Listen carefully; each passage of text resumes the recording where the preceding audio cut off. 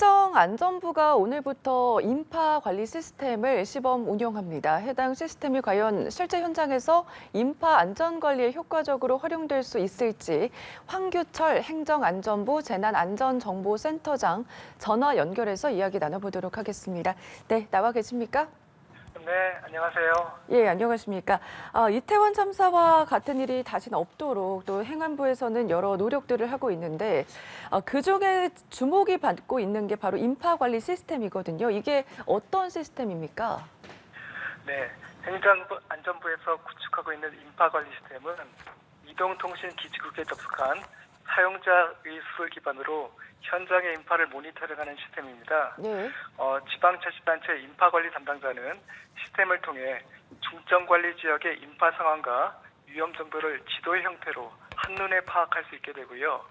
위험 상황 발생 시 위험 경보가 담당자 휴대폰으로 자동 전달되면 CCTV 영상 등을 확인한 후 경찰, 소방 등에 전파하여 현장에서 대응하도록 하는 시스템입니다.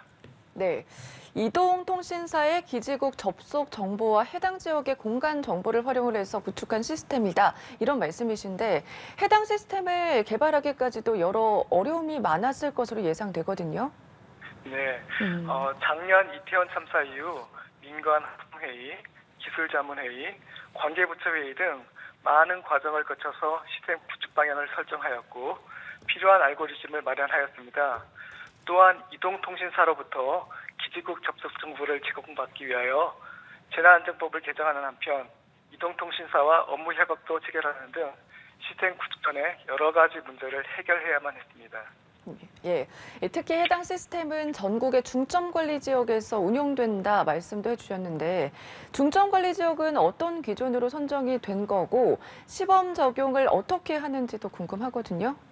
네, 중점관리 지역에는 인파 사고가 일어난 이태원, 김포 골드라인 등 전국의 인파 밀집 지역과 축제 지역이 포함되도록 하였는데요. 지자체로부터 수요 조사를 받아 관계 공무원과 외부 전문가로 구성된 위원회를 통해 선정하였습니다.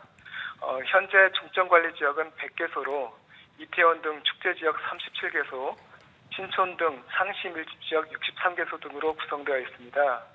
오늘부터 우선 30곳을 대상으로 시범 서비스를 시작하는데요.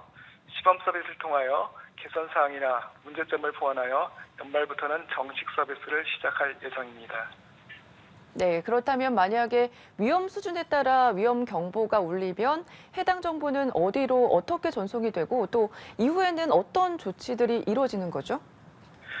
네, 지자체 인파관리 담당자는 밀집도 정보를 지도상에서 확인할 수 있는데 위험 상황 발생 시 화면에 위험 경고창이 뜨게 되며 동일한 내용이 담당자 모바일과 상황 전파 시스템으로도 전송이 됩니다. 또한 상황실이 있는 곳에는 위험 경보 단계에 따라서 경광등이 작동하게 됩니다. 이렇게 위기 상황이 확인되면 지자체는 경찰, 소방 등의 현장 안전관리 인원의 출동 등을 요청하게 됩니다. 네, 인파관리 시스템 개발에 힘써온 분으로서 또 인파관리 시스템이 앞으로 대규모 인파관리에 어떤 역할을 할 수 있을 거다 이렇게 보십니까? 네, 인파관리를 잘하고 있는 지자체에게는 보조적인 역할을 하면서 업무 효율을 높여주는 정도의 역할을 하리라 생각합니다. 네. 하지만 자칫 방심하고 있는 지자체에게는요, 밀집도 주의 단계 알림 등을 통해 큰 사고를 방지하는 핵심적인 역할도 하게 될 것입니다. 행정안전부는 앞으로 인파관리 시스템과 연계된 CCTV를 확대하는 등 기능 개선을 위해서도 계속 노력하도록 하겠습니다.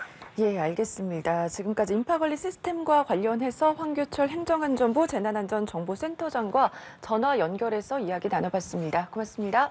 네, 감사합니다.